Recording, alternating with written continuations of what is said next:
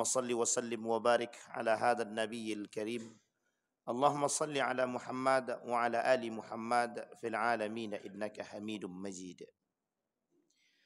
يا أيها الناس اتقوا ربكم الذي خلقكم من نفس واحدة وخلق منها زوجها وبث منهما رجالا كثيرا ونساء واتقوا الله الذي تساءلون به والأرحام إن الله كان عليكم رقيبا. وقال الله تعالى يا أيها الذين آمنوا اتقوا الله وقولوا قولا سديدا يصلح لكم أعمالكم ويغفر لكم ذنوبكم ومن يطع الله ورسوله فقد فاز فوزا عظيما. Puji syukur kehadirat Allah dengan mengucapkan alhamdulillah rabbil alamin. Bersalawat kepada Nabi dengan mengucapkan Allahumma salli ala Muhammad wa ala ali Muhammad fil alamin innaka Hamidum Majid. Bapak Ibu sekalian yang berbahagia, di subuh hari ini mudah-mudahan Allah limpahkan rahmat serta karunia dan keberkahan. Insyaallah kita semua yang hadir husnul khatimah. Orang tua kita selalu diberikan kekuatan, kesehatan, insyaallah istiqamah dalam kebaikan. Dan untuk orang tua kita yang telah mendahului, Allah tempatkan di tempat terbaik di sisinya. Allah terima amal ibadahnya, Allah kumpulkan bersama orang-orang yang saleh. Amin ya rabbal alamin. Baik Bapak Ibu sekalian yang berbahagia, di subuh hari ini kita coba ingin mengangkat masih dalam perang pemikiran yang berkaitan tentang dia sebenarnya ada kaitan relativisme dan sofi. Ada namanya relativisme dan sofi. Tahu atau sofisme.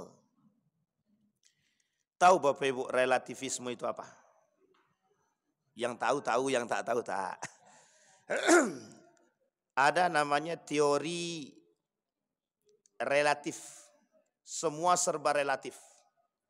Jadi kebenaran itu tidak mutlak tapi relatif.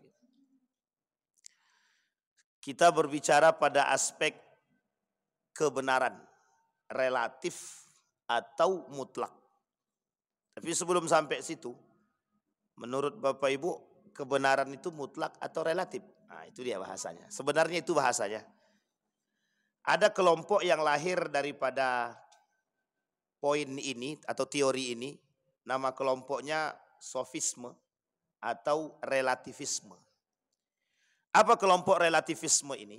Kelompok yang menolak kebenaran, mengemas kebenaran itu, mengemas kesesatan dengan bahasa yang ilmiah.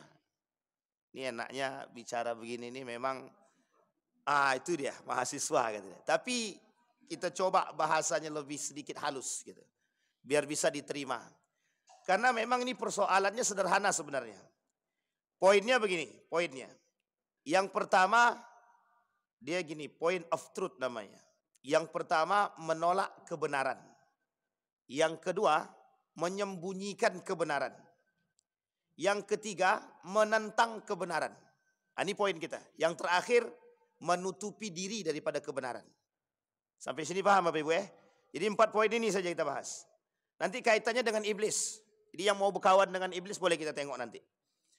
Yang pertama menolak kebenaran, menentang kebenaran. Yang pertama menolak kebenaran, yang kedua menentang kebenaran, yang ketiga menutupi diri dari kebenaran, yang keempat menyembunyikan kebenaran. Nah, nanti kita lihat. Adakah poin tersebut di dalam Al-Quran yang menjadi poin penting hari ini?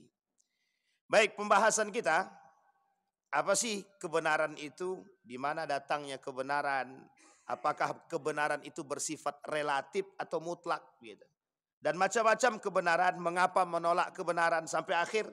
Kesimpulannya nanti adalah bagaimana konsekuensi daripada orang-orang yang menolak kebenaran, baik kebenaran yang bersifat mutlak ataupun yang nisbi kata sebagian kalangan. Atau dalam pandangan Islam tidak ada namanya kebenaran nisbi, tapi lebih tepatnya kebenaran mutlak begitu. Baik.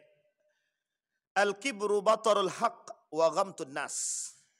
Sombong adalah menolak kebenaran kemudian merendahkan manusia. Sombong menolak kebenaran, kemudian merendahkan manusia. Dari kalimat ini sudah bisa dipahami sebenarnya. Ini hadis yang diriwayatkan oleh Muslim. Dalam kitab Diabolisme Intelektual, karangan Samsudin Arif. Kata Samsudin Arif, iblis itu ada 3. Iblis itu dalam bahasa ilmiahnya disebut dengan diabolis. Jadi diabolis ini artinya iblis. Kata Samsudin Arif, ada 3 ciri-ciri diabolis itu. Nah, ciri-ciri 3 diabolis ini, saya tak katakan di situ 3 ciri-ciri iblis ya. Tapi saya kata 3 ciri-ciri diabolis. Gaya berfikirnya orang-orang yang sama seperti iblis yang Allah sebutkan dalam Al-Quran. Baik, kita masuk dalam poin yang pertama. Apa sih kebenaran itu? Al-haq. Allah sebut dalam Al-Quran, Al-haqqu min rabbik fala takum minal mumtarin. Kebenaran itu datang dari Allah. Jangan jadi orang-orang yang meragukan kebenaran. Saya tak langsung pada contoh ya, tapi ini masih teorinya begitu. Maka nanti akan kita lihat itu. Kata para ulama, ahli-ahli tafsir itu mengatakan, ini poinnya adalah untuk menyatakan kebenaran Allah. Untuk menyatakan kebenaran yang satu. Ketika kita berbicara innad dina indallahil Islam, maka mesti tidak ada agama lain yang bisa kita katakan benar adanya. Sampai sini paham ya Bapak Ibu? Kalau kita katakan mencuri itu adalah kesalahan yang fatal atau betul-betul satu kesalahan, maka tidak ada yang mengatakan mencuri itu baik. Mencaci itu adalah satu kesalahan yang disepakati oleh mayoritas. Maka kalau ada yang mengatakan mencaci itu baik, ini menjadi persoalan. Sampai di sini bisa dipahami. Pakai kerudung itu benar atau salah, akan begitu. Tapi kan menurut ibu betul yang pakai kerudung, yang tak pakai kerudung. Menurut yang tak pakai kerudung bisa jadi benar juga, kata dia. Saya tak pakai kerudung, itu lebih betul juga. Tapi sebenarnya adakah kebenaran yang tersembunyi di balik perkataan mengatakan bahwa jilbab itu tidak benar dan lain sebagainya. Itu yang kemudian mau kita angkat, biar kita tahu. Baik, maka dalam pandangan mayoritas para ulama 4 mazhab, yang disebutkan dengan kebenaran al-haq itu adalah satu. Dan tidak perlu ada kebenaran mutlak atau kebenaran nisbi. Mutlak, tidak ada kebenaran mutlak, tidak ada kebenaran nisbi. Maksudnya apa? Benar itu ya satu. Tidak ada lagi cabang-cabang kebenaran itu. Benar ya sudah. Maka kalaupun benar ya sudah benar. Tak ada yang lain. Kalau sudah mengatakan benar Allah itu satu-satu saja, maka tak ada bahasa yang lain. Cuma bahasa Allah yang satu ini bisa dikemas. Allah itu the one. Untuk mengemas bahasa the one ini menggunakan bahasa yang lain. Jadi menunjukkan kebenaran Allah, bahwa Allah itu esa dan satu. Bagaimana bisa menerima agama yang lain, bisa dikaitkan dengan Tuhan yang satu. Maka bahasanya sederhana. Yang kemarin kita bahas itu. Bahasanya sederhana. Kami ini agamanya aja beda. Jalan menuju Tuhannya yang beda. Tuhannya satu kok. Nah, itu bahasanya tuh. Cuman kemasannya yang bagus gitu. Kalau istilah produk itu apa namanya? Good packaging. Nah, itu bahasa gaul. Agak gaul sedikit lah. Jadi cara membalutnya itu, cara membungkusnya itu bagus gitu. Tapi sebenarnya dia menolak gitu. Sebenarnya mereka menolak gitu. Cuma caranya yang bagus. Sampai Allah bilang dalam Al-Quran itu, innal ladzina yaktumuna ma anzalallahu minal kitab wa yashtaruna tsamanan qalila. Mereka kemas sedemikian rupa kebenaran yang mereka sembunyikan gitu. Tapi tujuannya adalah memang untuk mencari keuntungan itu tadi. Jadi sehingga bagi para ulama, orang-orang yang menolak kebenaran ini sebenarnya lucu. Dia menggunakan akal menolak agama, menolak kebenaran. Tapi sesungguhnya batin dia menolak dari apa yang dia lakukan. Akal dia mencoba menolak kebenaran, hati dia mencoba menolak diri dia. Sampai sini paham ya? Orang menolak kebenaran Kita ambil contoh begini bahasa, sederhananya gini. Orang secara pikiran, dia menolak bahwa korupsi itu fatal. Tapi batin dia menolak perbuatan dia. Jadi antara mau korupsi dan tidak korupsi misalnya. Anggaplah dia ini korupsi.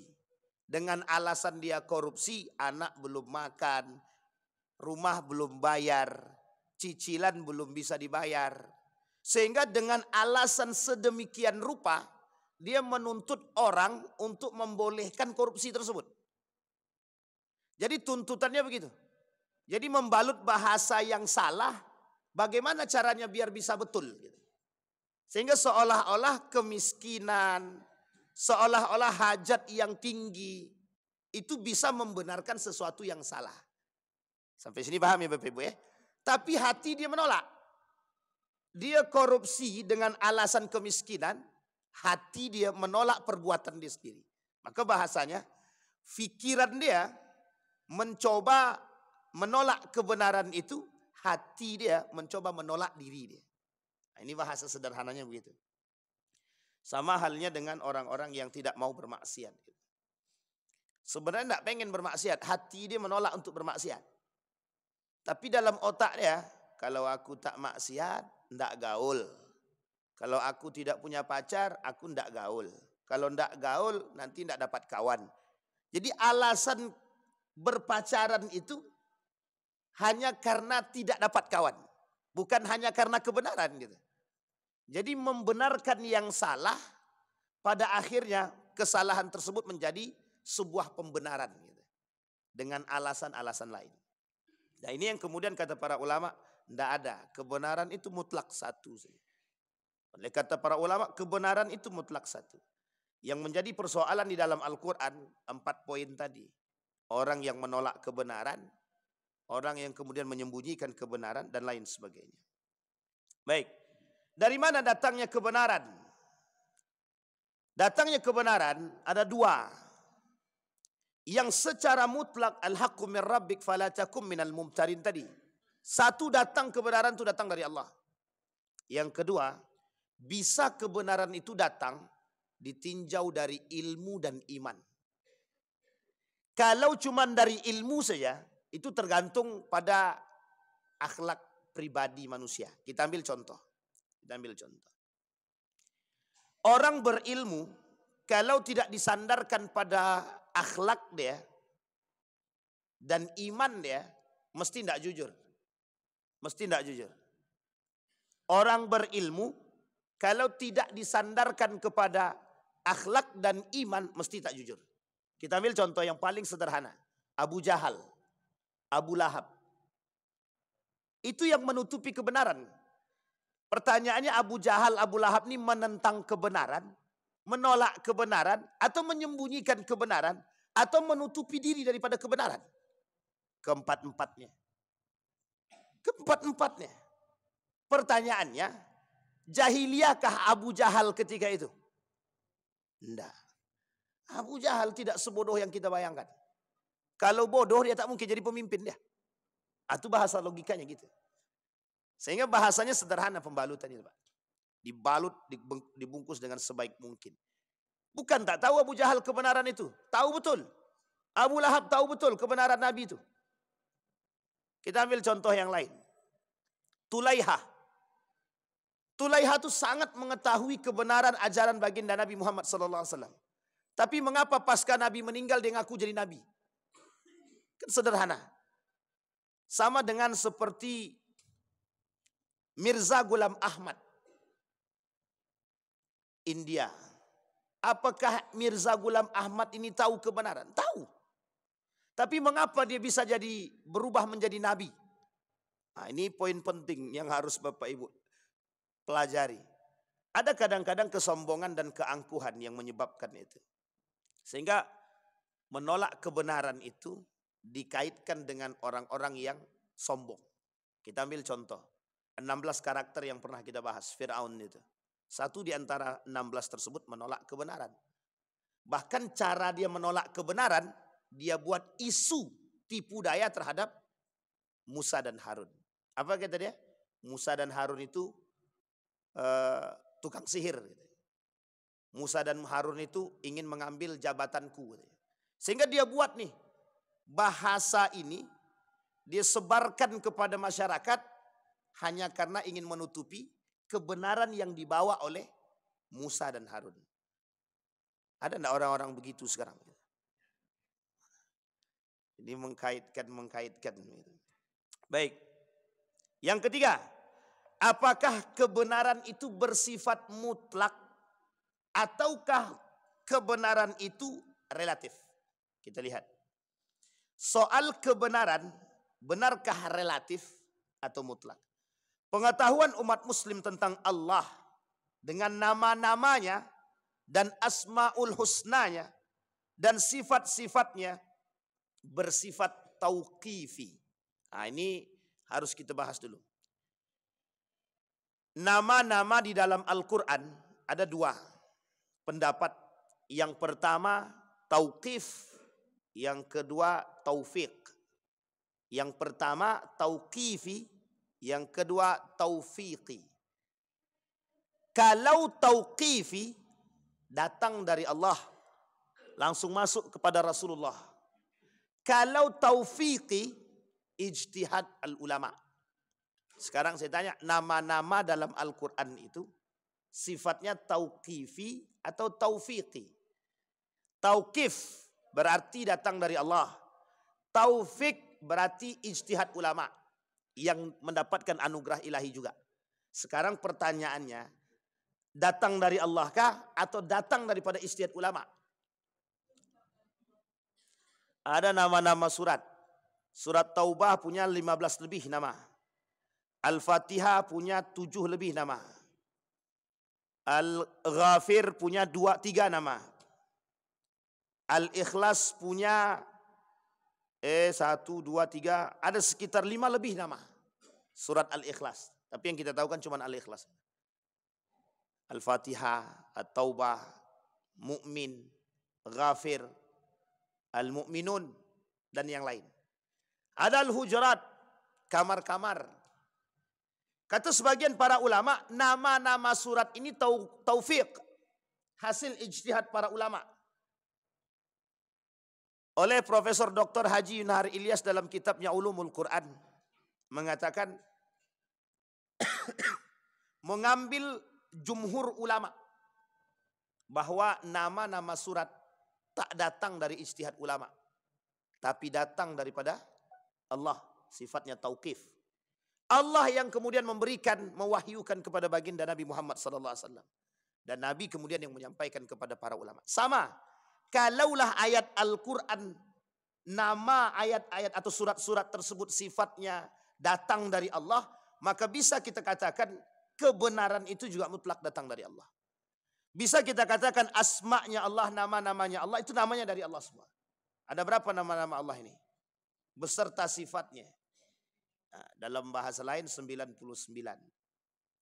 Nah kemudian, kata para ulama, dari mana taunya manusia bahwa ini bersifat tauqif atau datang dari Allah? Satu jalannya, tak ada jalan yang lain. Wahyu.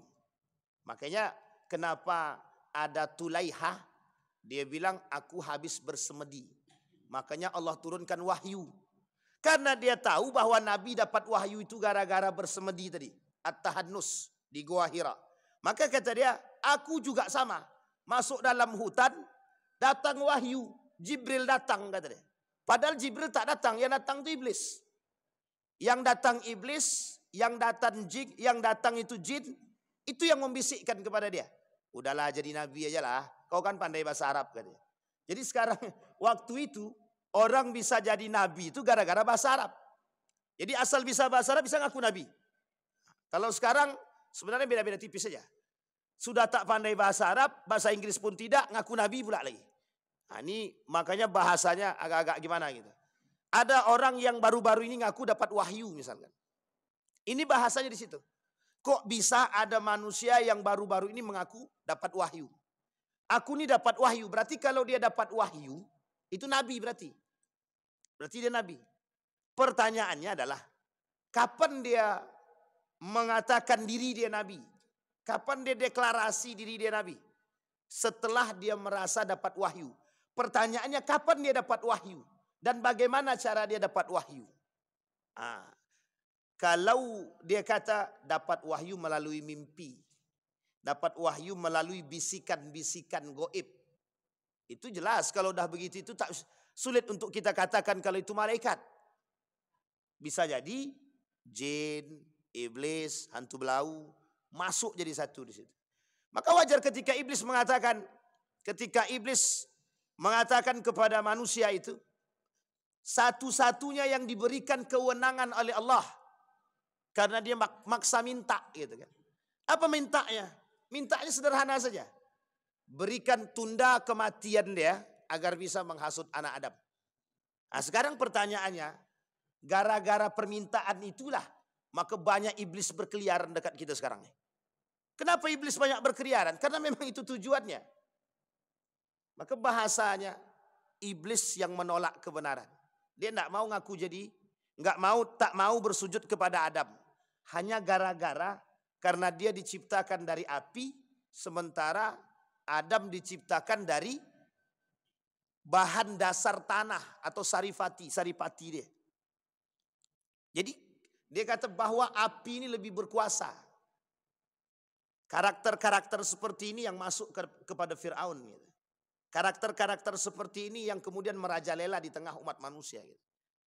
Sehingga mengaku uniknya manusia sekarang, iblis tidak. Tapi dia manusia. Gitu. Sama-sama terbuat dari tanah atau saripati tanah. Gitu. Saripati bunga. Gitu. Tapi mengapa yang satu bersifat seperti iblis, yang satu tidak? Gitu. Dia kan pilihannya cuma dua dalam kehidupan ini. Tidak ada yang lain. Baik, buruk, dah selesai. Kalau baik dia, jelas aturan mainnya. Kalau buruk dia, ini masalah dia. Maka ketika iblis mengatakan, aku tak akan bersujud kepada Adam. Kenapa tak mau bersujud? Aku diciptakan dari api, jelas lebih unggul daripada tanah. Ini berarti kalau ada manusia yang seperti itu, dia sudah mengaku seperti iblis. Paling tidak menyerupai karakter iblis. Maka sebenarnya kita tak mau katakan orang itu iblis, tidak. Cuman karakter dia menyerupai iblis. Jadi yang suka menolak kebenaran, orang-orang yang suka memanipulasi kebenaran, ya itu iblis-iblis terbaru itu gitu. Kata guru saya namanya iblis modern gitu. Iblis modern sekarang canggih dia. Kalau dulu iblis tak pernah main HP kata dia. Kalau sekarang iblis itu lebih daripada HP bisa main. Kenapa dia berani katakan iblis modern? Karena memang sekarang ini memang kondisi dia begitu. Zaman dia begitu. Baik. Maka kembali kepada poin tadi. Kebenaran itu adalah mutlak. Apakah nisbi, relatif atau mutlak. Kemudian dikatakan bahwa tidak ada namanya kebenaran yang mutlak ataupun nisbi. Tapi sebagian para ulama mengatakan bahwa kebenaran itu ada tiga. Kebenaran mutlak daripada Allah. Kebenaran datang daripada mujtahid. Dan yang ketiga, kebenaran yang bersifat pada hal muamalah. Ini yang kemudian dibedakan oleh para ulama. Kebenaran yang bersifat pada muamalah ini tadi, ini kita ambil contoh nih. Yang pertama, kebenaran mutlak datang dari Allah. Ini tidak bisa kita ganggu gugat. Tidak bisa kita ganggu gugat. Kebenaran datang dari Allah. Contohnya Al-Quran. Al-Quran itu mutlak semua isi dia benar. Tapi pernahkah para ulama memperdebatkan kebenaran cerita dalam Al-Quran? Pernah. Baca dalam kitabnya Al-Qasas. Cerita-cerita dalam Al-Quran. Itu diperdebatkan para ulama. Ada yang mengatakan bahwa cerita, kita ambil contoh Rasyid Ridho misalkan. Rasyid Ridho bilang begini dalam pembahasan dia tentang ulumul Quran itu. Cerita-cerita dalam Al-Quran itu, ini hanya bagaimana cara kita mengemas atau mengambil faidah yang besar. Persoalan benar atau tidak benarnya cerita dalam Al-Quran itu tergantung cara pandang dengan keilmuan. Coba bayangkan. Ini kalau yang ngomong Rasyid Ridho dan Profesor, saya yakin goyang semua kita. Tapi karena yang ngomong itu orang-orang yang berpangkat, orang-orang yang bertitel gitu. Sehingga bisa membuat orang-orang goyang.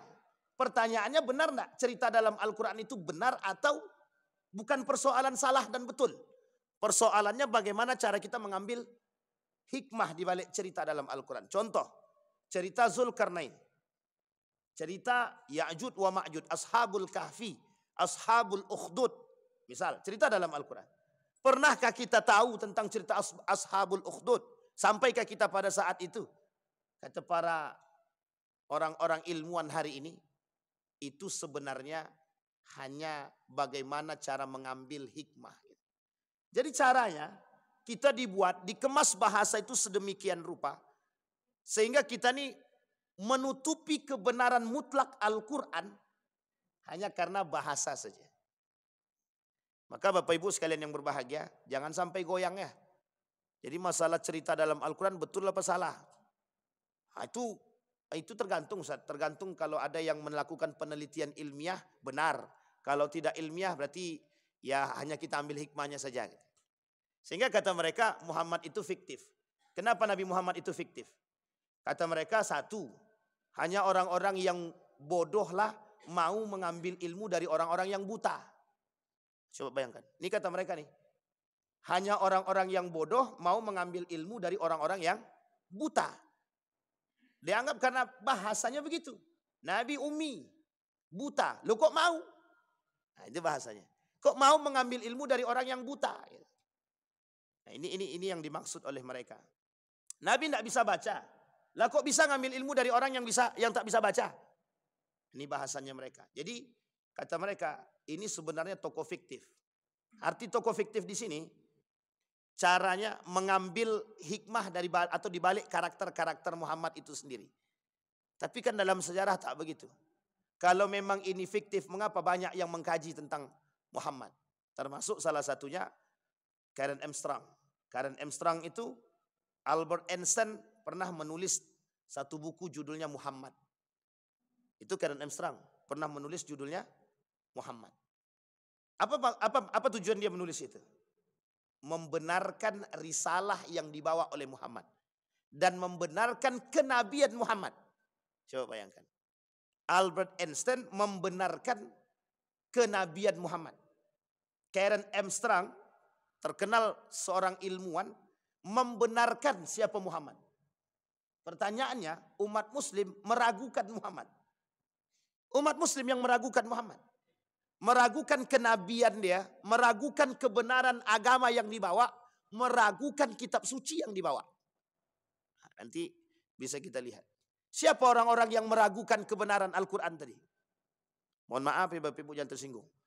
Orang muslim, mukmin yang tak menjalankan isi Al-Quran, dia meragukan isi Al-Quran. Nah, nanti ada masuk dan poin di situ. Orang mukmin mengerti Al-Quran, tapi tak menjalankan isi Al-Quran, berarti bahasanya sedang meragukan nilai-nilai Al-Quran. Pertanyaannya, kita masuk enggak? Nah, itu yang bisa jawab masing-masing pribadi.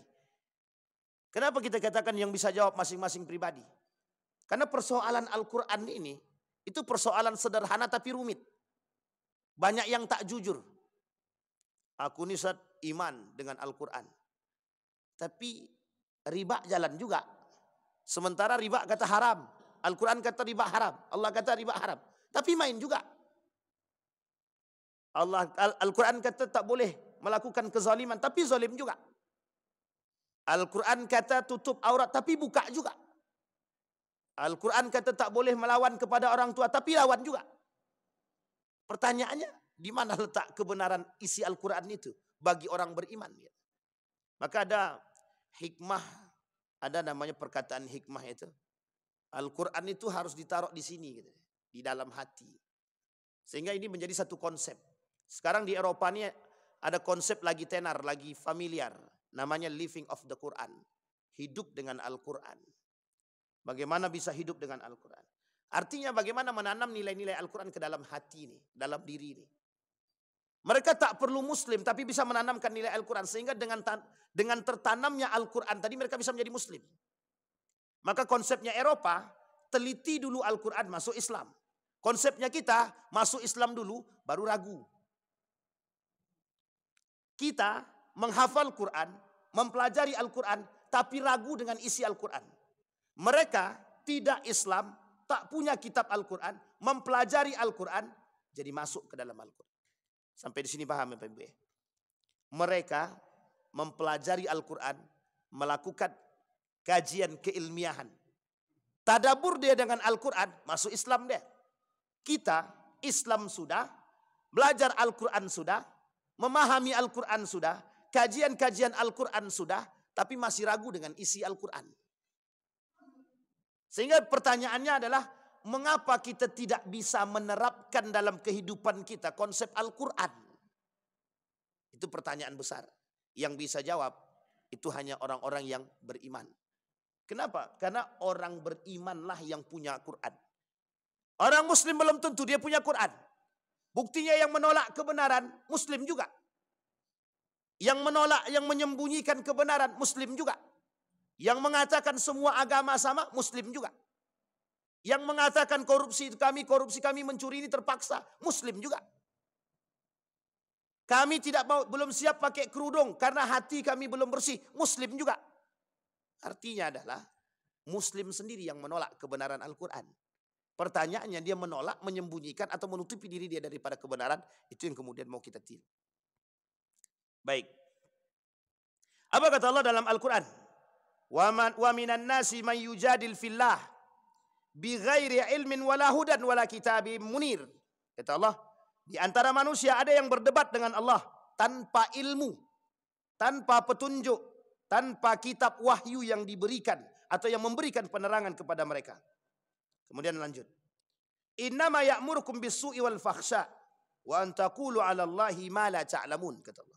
Sesungguhnya syaitan itu hanya menyuruh kamu berbuat keji dan jahat dan mengatakan terhadap Allah apa yang tidak kamu ketahui. Ini dalam surat Al-Baqarah ayat 169.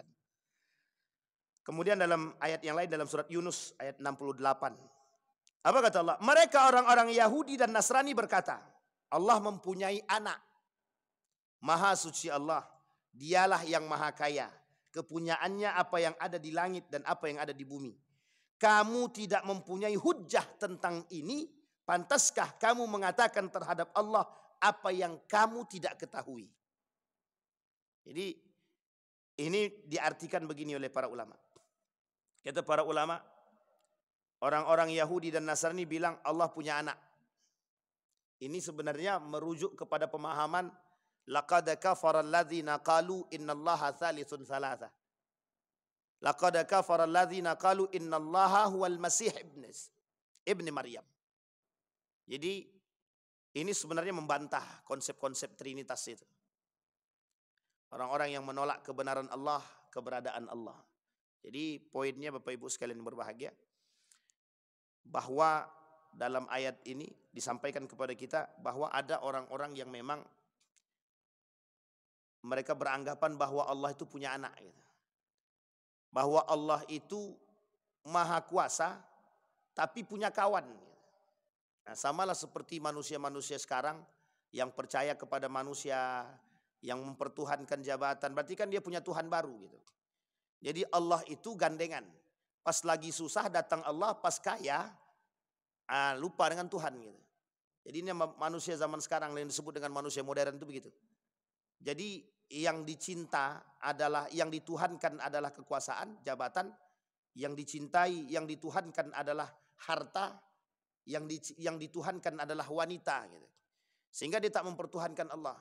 Tapi kalau sudah punya masalah, datangnya ke Allah. Sebenarnya Allah bisa saja kata, kau datang kepadaku kalaulah susah, pas lagi senang lupa gitu dia. Itu cuman Allah tak mungkin katakan begitu gitu. Allah tunjukkan rahmat dia baik. La taqnatu min rahmatillah, la taqnatu min rauhillah. Sampai Allah berani kata begitu. Allah katakan demikian. Sebenarnya kan bahasanya begitu. Kalau susah datang kepada aku kata Allah. Kalau senang lupa aku gitu dia. Nah, inilah bahasa itu sebenarnya. Ya Allah, hari ini ku punya banyak masalah ya Allah. Banyak masalah dia datang sama Allah.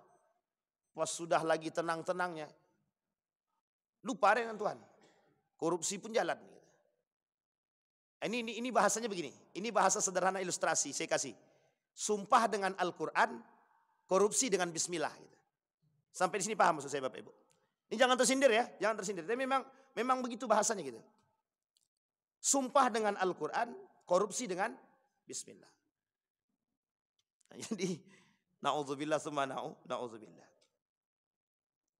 Coba kita bayangkan. Berapa banyak manusia yang tahu akan kebenaran Al-Quran. Sampai mereka bersumpah dengan Al-Quran. Tapi mengapa mereka menyimpangkan? Itu tadi poinnya nanti. Bahwa ada iblis-iblis yang menghasut di tengah jalan. Pas bersumpah dengan Al-Quran tuh niatnya sudah ikhlas, bersih. Tapi tengah jalan, nengok duit tuh jauh. Goyang deh. Apa tuh? Goyangnya kan? Nah ini masalah. Baik. 4 macam kebenaran. Ada 3 yang tadi sudah kita sampaikan. Kebenaran mutlak daripada Allah. Kemudian kebenaran yang datang daripada mujahid. Kita lihat kebenaran yang datang dari Allah. Itu tak bisa diganggu gugat seperti Al-Quran tadi. Cerita Allah dalam Al-Quran tentang Nabi Musa, Nabi Yunus, dan semua para nabi yang Allah sebutkan dalam Al-Quran yang 25. Semuanya cerita ini benar adanya. Kita dituntut hanya untuk meyakini dan mengimani. Maka dari mana kita bisa mengerti itu? Nah, ini Bapak Ibu yang menjadi persoalan. Kenapa orang-orang meragukan kebenaran Al-Quran? Karena Al-Quran ini berbicara tentang yang dahulu dan masa depan. Al-Quran berbicara yang dahulu. Yang dahulu Nabi Adam, Nabi Idris, Nuh, Hud, Saleh, sama. Semua dibahas oleh Al-Quran. Tapi kan prasasti peninggalannya tak ada. Sehingga di Jeddah itu dibuatlah sepeda setinggi mungkin. Inilah peninggalan Nabi Adam. Yang uniknya tukang travel sampaikan, Bapak Ibu, ini adalah sepeda panci-panci Nabi Adam. Pertanyaannya betulkah panci Adam gitu? Nah, ini poin penting untuk dipahami. Kadang-kadang ada juga yang berlebihan betul itu. Sampai sepeda yang dibuat itu katanya inilah punya Nabi Adam. Kalau ada travel yang menyampaikan begini berarti tandanya dusta dia itu. Itu mesti dusta itu kalau yang menyampaikan bahwa sepeda itu. Kalau dia ibaratkan orang dahulu sebesar ini, setinggi ini mungkin. Gitu. Tapi zaman dulu di mana cari besi? Untuk buat ban sepeda, buat sepeda itu. Sehingga dikatakan bahwa itu adalah, nah ini harus dipahami juga. Baik, maka mutlak kebenaran datang dari Allah. Dari mana kita tahu kebenaran itu? Al-khabar as-sadiq. Cerita yang kita terima, kabar-kabar yang kita terima dari orang-orang yang bisa kita percaya. Nabi itu maksum. Maka cerita Nabi mesti benar. Orang yang terjaga. Sekarang pertanyaannya, kalau ada manusia yang tidak bisa kita percaya, berarti tidak ada yang bisa kita percaya sama sekali. Kita ambil contoh misal, Bang Didik ini pendusta. Maka sampai kapanpun kita tak akan percaya perkataan dia. Ketika dia sampai di ujung Pelalawan, dia kata di Pelalawan ini hujan. Karena dia pendusta, tak ada yang percaya. Meskipun hujan beneran gitu. Karena bawaan pendusta dia. Maka yang bisa memberikan kabar berita yang bagus, yang baik, yang bisa dipercaya itu hanya orang-orang yang punya budi pekerti yang baik.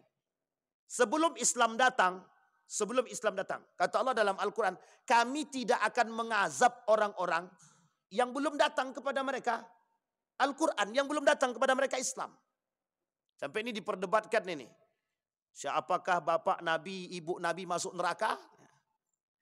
Kata para ulama, kata Habib Rizik itu, karena dia tak mendengarkan Islam. Allah kata kami tidak akan mengazab orang-orang yang belum sampai kepada mereka risalah. Gitu. Pertanyaannya adalah, bagaimana risalah itu bisa sampai? Kan gitu. Bagaimana kita bisa menerima risalah tersebut? Otomatis risalah kebenaran itu akan dibawa oleh orang-orang yang benar. Kalau dibawa oleh orang-orang pendusta, bagaimana bisa kita percaya? Maka Nabi Muhammad itu disepakati semua orang-orang Quraisy. Semua orang Quraisy tidak ada satupun yang meragukan akhlaknya Muhammad. Tidak ada. Sampai Islam sampai di tangan Muhammad, itu mereka tidak meragukan akhlaknya Muhammad, tidak. Yang mereka ragukan agamanya saja. Sebenarnya bukan mereka ragukan. Mereka tahu kalau yang dibawa oleh Muhammad itu betul, cuma karena gengsi tadi. Nah, nanti kita lihat, ada penyebab penolakan kebenaran itu apa? Karena gengsi tadi, tak mau dia terima. Nah, dia tidak mau menerima kebenaran hanya hanya gara-gara gengsi aja. Nah, manusia sekarang tuh begitu sebenarnya. Kenapa dia tidak mau berhenti korupsi? Gengsi.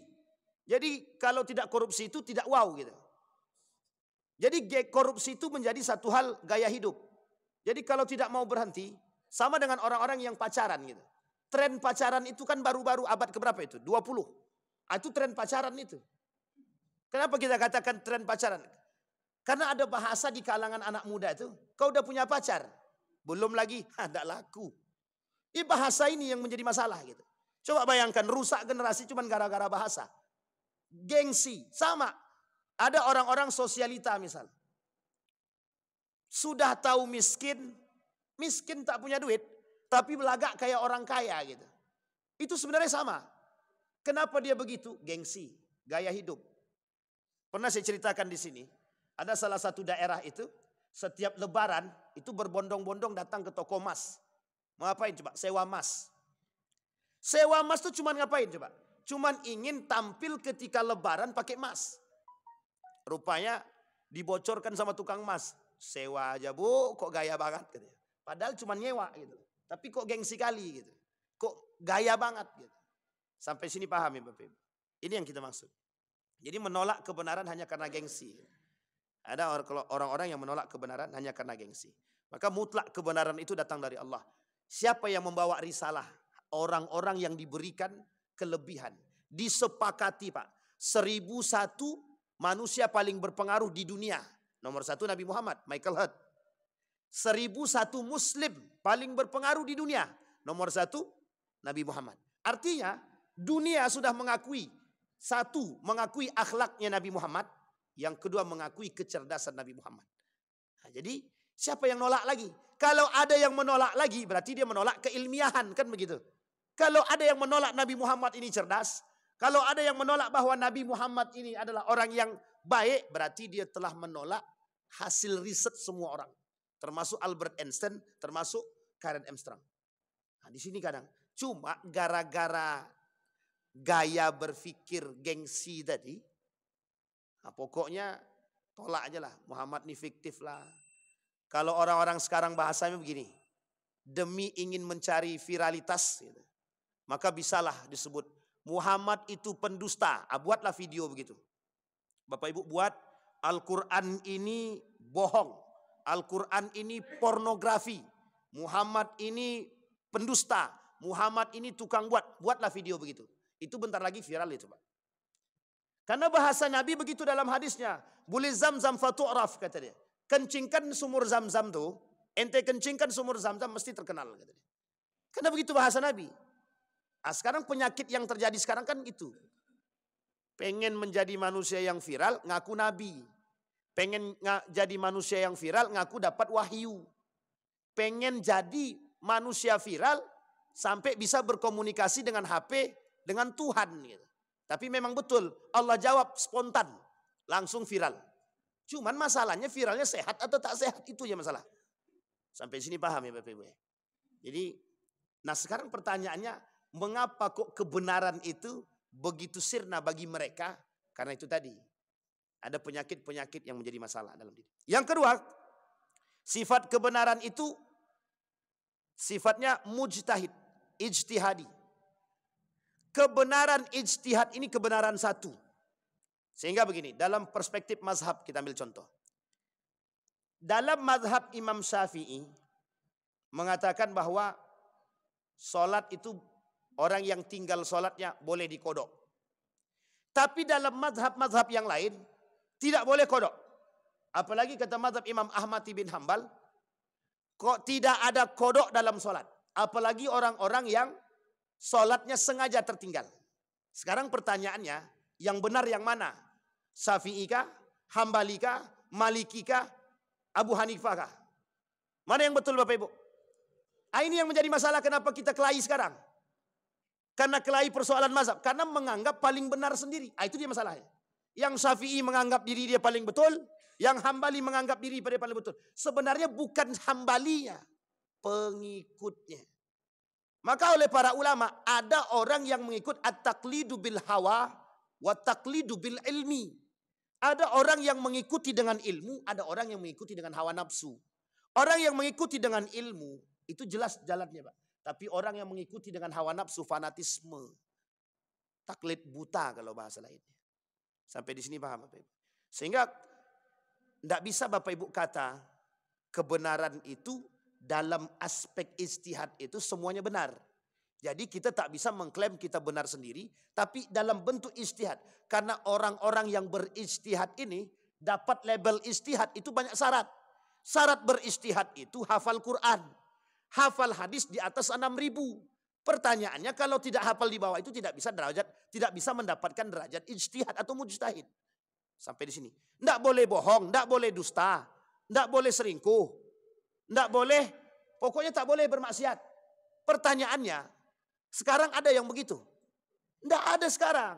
Sulit sangat mencari, kalau dari sekian ratusan ribu manusia mungkin satu. Tapi sekarang sulit. Makanya para ulama sekarang kami tidak berijtihad. Kami mengikuti hasil daripada ijtihad. Kita nih, ini pada poin ketiga, kebenaran pada poin ketiga.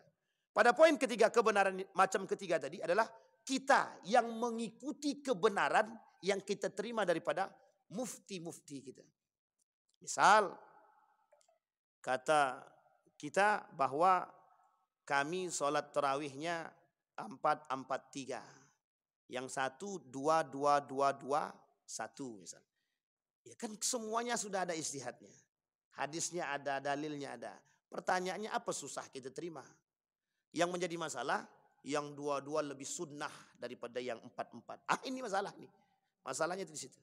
Karena dia telah mengklaim bahwa diri dia paling betul dan surga hanya untuk dia gitu aja. Tapi Ustadz, itu kan persoalannya adalah persoalan benar salah, bukan ijtihad. Karena sholat tarawih pun ijtihad. Sampai di sini paham ya Bapak Ibu ya. Nah, jadi cara berpikir kita sekarang yang harus kita kemukakan itu cara berpikir. Kemudian kebenaran bisakah diraih? Bisa. Kebenaran itu dapat diraih. Tapi kebenaran bisa juga tidak bisa diraih. Baik. Di dalam Al-Quran Allah menjelaskan bahwa kebenaran al-haq turun datang dari Allah. Maka tidak dibenarkan seorang muslim untuk ragu-ragu menerima kebenaran tersebut. Dalam surat Al-Baqarah. Baik. Mengapa iblis ditetapkan sebagai makhluk terkutuk? Ini dia. Ini dah poinnya, ke iblis ini agak sensitif nih. Asal iblis saja sensitif nih. Baik. Sekarang kita coba lihat. Mengapa iblis dikatakan atau ditetapkan sebagai makhluk terkutuk? Qala ma mana'aka alla tasjud idh amartuk, kata Allah. Qala ana khairun minhu khalaqtani min nar wa khalaqtahu min tin. Ini disampaikan oleh Allah dalam surat Al-A'raf ayat 12. Surat ke-7. Apa yang membuat menghalangimu untuk bersujud kepada Nabi Adam? Di waktu aku menyuruhmu. Kata iblis, aku diciptakan dari api, dia diciptakan dari tanah. Lebih mulia api, lebih besar api daripada tanah. Makanya sampai kapanpun memang karakter iblis ini masih selalu ada. Baik. Kata Allah dalam Al-Quran, tidak ada yang mau sujud kecuali iblis. Illa iblis aba ayyakuna ma'as sajidin, kata Allah. Iblis itu sangat enggan untuk bersujud.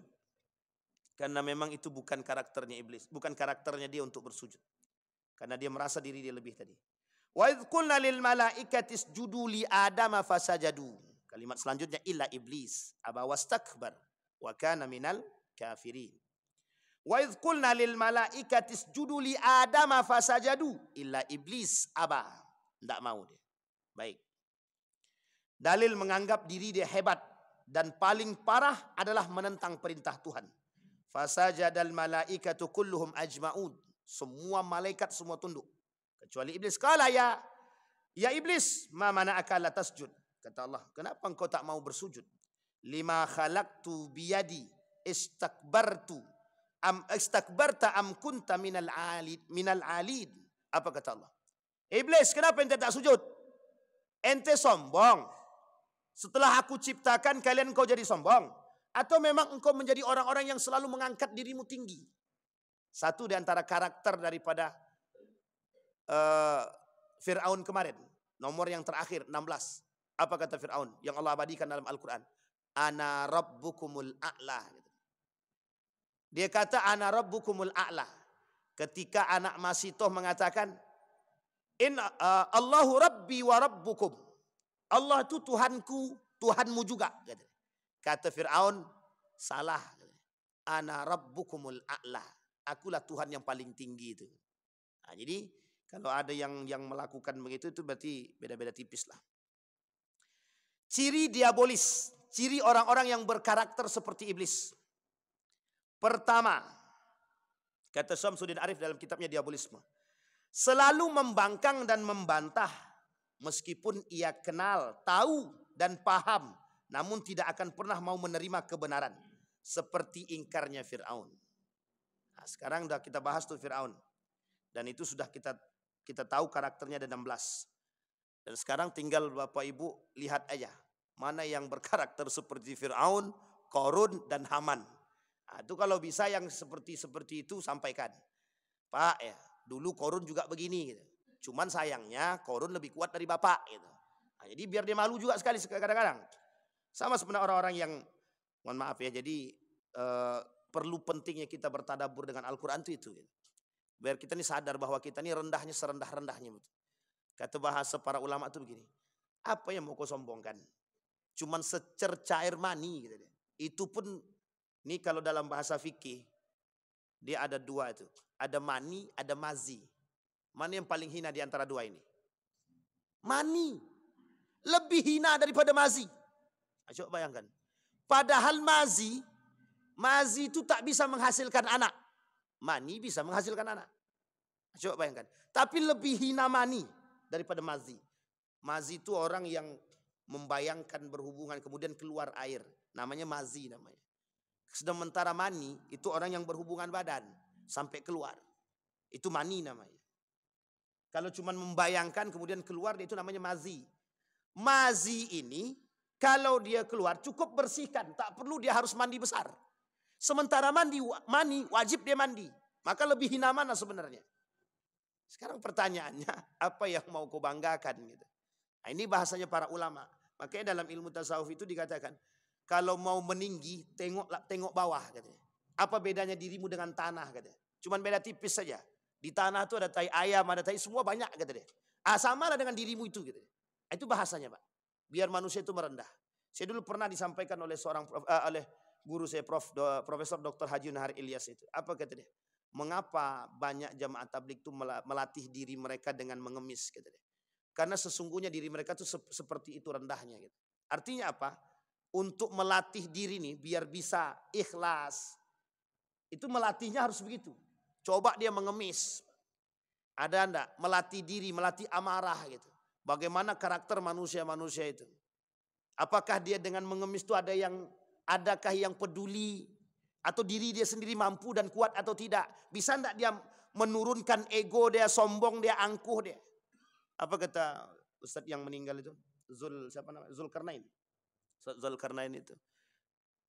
Kalau di jamaah tabligh nih kata dia, kita tak muji, tapi ini karakter ya. Karakter cara mereka melatih. Gitu. Setiap orang bisa melatih diri masing-masing. Kata mereka, ya kami melatihnya begitu memang. Masuk masjid diusir. Gitu. Tapi kami tak marah. Kenapa tak marah? Ya melatih diri Pak. Siapa di antara kita yang sekarang berani keliling rumah orang untuk mengemis, melatih diri? Tidak ada Pak. Sangat yakin saya tak ada. Sulit Pak. Kenapa begitu? Mereka hanya untuk menundukkan kesombongan. Menundukkan keangkuhan. Kalau sekarang tak begitu karakter manusia. Kalau bisa tinggi, tinggi dia. Hanya saja mungkin tak sanggup tinggi itu saja. Kalau bisa dia lebih tinggi daripada Tuhan, mungkin mau mengaku Tuhan semua. Cuman karena tak sanggup tadi. Baik, itu yang pertama cirinya. Yang kedua, intelektual, diabolik, bersikap takabur, sombong, angkuh, congkak, arogan. Ini karakter iblis juga. Pengertian takabur ini dijelaskan dalam hadis baginda Nabi Muhammad SAW. Sombong ialah menolak yang hak. Batarul haq wa ghamtul. Kata Nabi, sombong itu menolak daripada kebenaran dan merendahkan orang lain. Nah, ini poin penting. Jadi pada karakter iblis yang kedua, iblis itu suka merendahkan siapapun. Karena memang kata iblis, kan aku yang paling kuat. Sehingga oleh iblis tak ada lagi yang lebih kuat selain daripada diri dia. Iblis yang paling kuat di atas iblis cuma satu. Tuhan gitu. Tak ada yang lain. Sampai malaikat pun disanding sama dia. Malaikat enggak usah. Nah, begitulah bahasanya. Sama Pak, manusia sekarang begitu. Manusia sekarang ini kalau sudah punya kekuasaan, punya harta, punya lebih, dia sekarang merasa orang lain itu di bawah dia aja. Orang lain di bawah dia. Ini yang ingin kita katakan dalam diri kita. Jangan sampai karakter-karakter seperti ini tertanam. Karena sesungguhnya bisikan iblis itu jelas. Ada bahasan buku itu yang disebut dengan Talbisul Iblis kan. Ini Bapak Ibu kan sudah bahas itu, sudah pernah belajar. Karakter dalam kitab Talbisul Iblis itu kenapa penting betul dibahas? Karena memang di situ permainan iblis semua gitu. Jadi manusia-manusia sekarang ini tak lepas daripada hasutan iblis gitu. Maka kalau dikatakan oleh Samsudin Arif bahwa manusia hari ini berkarakter seperti iblis dari karakter pemikiran mereka, ya sebenarnya beda tipis saja. Cuman bedanya iblis hidup pada masa itu sampai sekarang dia masih hidup gitu. Manusia sekarang iblis tidak, tapi manusia menyerupai iblis gitu. Baik, akibatnya apa? Orang yang mengikuti kebenaran sebagaimana yang dinyatakan dalam Al-Quran atau hadis baginda Nabi dianggap dogma. Sehingga ketika ada orang-orang yang mengemukakan kebenaran bagi mereka itu masalah. Kita ambil contoh Profesor Dr. Musda Mulia. Kata Profesor Musda Mulia itu, di mana kalau ada orang Muslim menganggap agama dia paling benar dan menganggap surga itu milik dia saja, maka sesungguhnya dia telah berpikir picik. Jadi kebenaran agama itu kata dia relatif. Nah, ini masalahnya Pak di sini. Kenapa poin itu terangkat? Ini dia poinnya. Kata mereka kebenaran agama itu relatif. Betulkah begitu? Tak. Kebenaran agama itu mutlak, yang benar cuma satu, tidak ada yang lain. Maka kata mereka, itu kata beliau. Sehingga muncul kelompok yang disebut dengan relativisme, itu artinya begini. Kelompok-kelompok yang merelatifkan kebenaran. Sama, kita dituntut untuk membenarkan agama yang lain itu sama. Makanya konsep kemarin kita bahas 3 agama jadi satu. Abrahamic religion itu konsepnya itu memang. Konsepnya cuma itu. 3-3 ini benar. 3-3 ini benar. Tuhannya satu. Allah Tuhannya, agama Yahudi, agama Nasrani, Islam. 3-3 ini jadi satu. Siapa satu itu? Allah Tuhannya. Nabinya satu juga, Ibrahim. Ibrahim yang kemudian melahirkan agama-agama 3 ini. Nah, inilah bahasa dia. Akhirnya kita dituntut untuk membenarkan agama yang 2 lagi. Kalau sudah benar agama 2, itulah yang mereka harapkan. Jadi seolah-olah kebenaran Islam tertutupi. Sampai sini paham ya Bapak Ibu. Jadi bagi mereka Islam itu tidak bisa mengatakan bahwa dia benar sendiri, itu tidak bisa. Jangan sampai kita nih umat muslim ini mengakui kebenaran Islam itu mutlak sendiri. Tidak. Maka harus mengakui kebenaran agama yang itu yang salah. Itu yang bermasalah. Sehingga dampak perbuatan daripada kesombongan, keangkuhan dalam berpikir tadi seperti itu. Baik. Yang ketiga, mengaburkan dan menyembunyikan kebenaran, talbis. Wa kitmanul haq. Nah, inilah orang-orang yang suka menyembunyikan kebenaran. Bapak Ibu, di dalam Al-Quran itu ada banyak hal.